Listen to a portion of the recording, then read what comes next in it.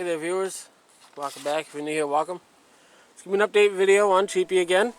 I got some coolant in it. We had a bit of a overspill there.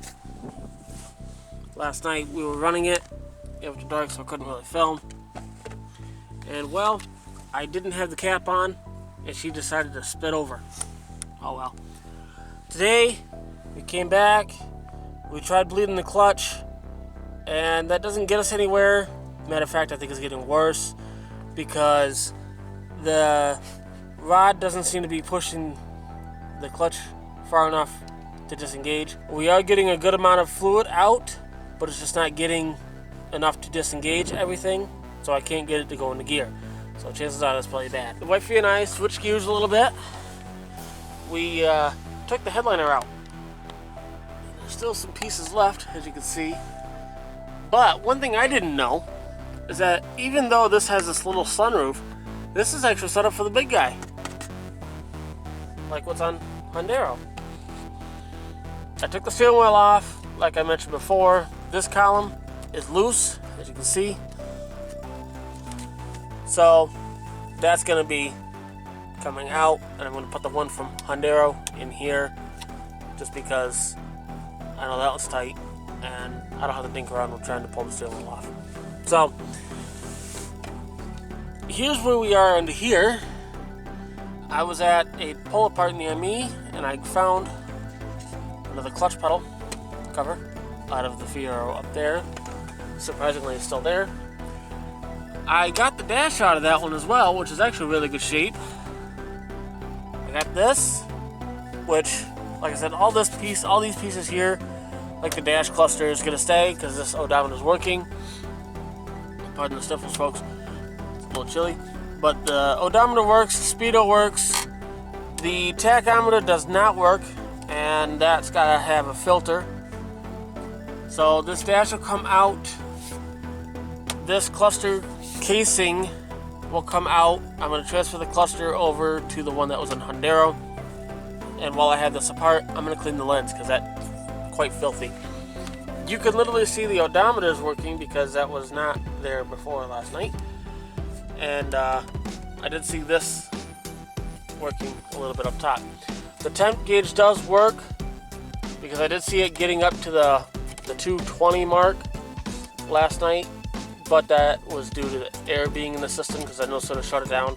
Everything settled for a moment and the temp went back down. So that's working. Like I mentioned before, the gas gauge is an eighth of a tank off. The only indicator that I see that's working is the check engine light. None of the other indicators are working. The dash does not light up.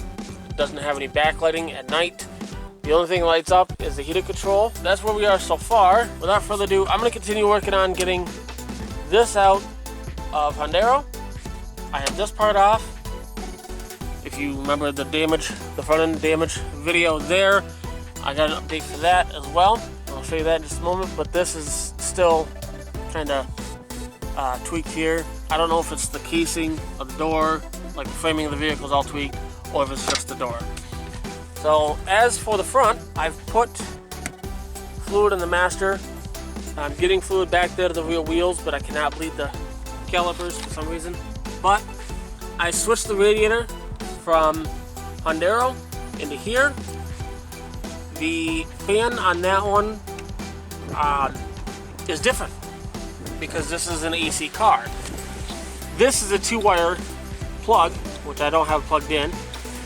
So I had to change the motor from this car onto the chassis of the fan out of Hondero because the other one was broke.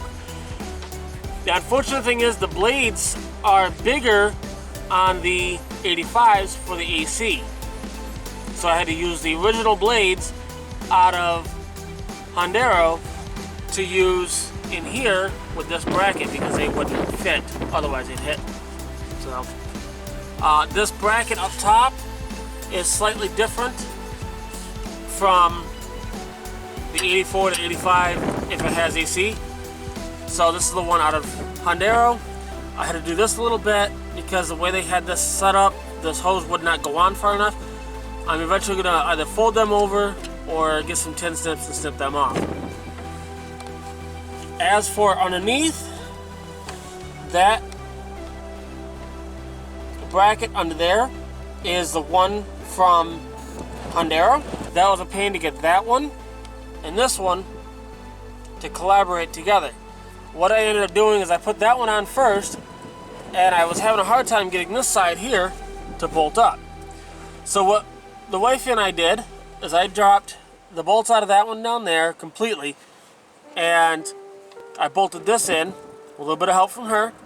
We bolted this in, and then I went underneath and pushed up on that and was able to bolt that back in. The front end is still damaged body-wise, but like I said, I'm probably going to use the GT style looking bumper. I changed this reservoir over last night, put some coolant in it, and we're still a little low on coolant. Let me continue getting this car apart some more. Well guys, as you can see, the column is out. Wasn't too bad. I know it was a bit of a frustration, a little bit of a challenge, I should say, to get it off of that. There it is, all unhooked. So this will be going into Cheapy, but it is starting to rain a little here, so I don't know how much more I'll be able to get done. Here we are in Cheapy. I have the high beams disconnected, the multifunction switch, which is this guy here. Those wires are right here. There's only one more that I have to disconnect, and that's the ignition switch, and that sits right up here. These fatter wires right here, so it's sitting on top. Once I get this dropped, I'll then be able to unplug that. There's a 15 right here. There's a 15 on the other side in that corresponding spot. And then that nut right there, and one on the other side. Those are 15s. This is going to be an 11 mil. And take that all the way out. You'll fight with this right here, and the shaft itself will come out of this. Well guys, it's in. The hardest part is getting this whole thing connected and then getting it up in. Wiring, well, save the easiest for last. Hook the ignition up first. The ignition works. The horn doesn't work on the car, but I can hear that working over there with the relay. So guys, stay tuned. Until next time, have a good one. Don't forget to like, share, and subscribe to this channel if you want to see more of this build.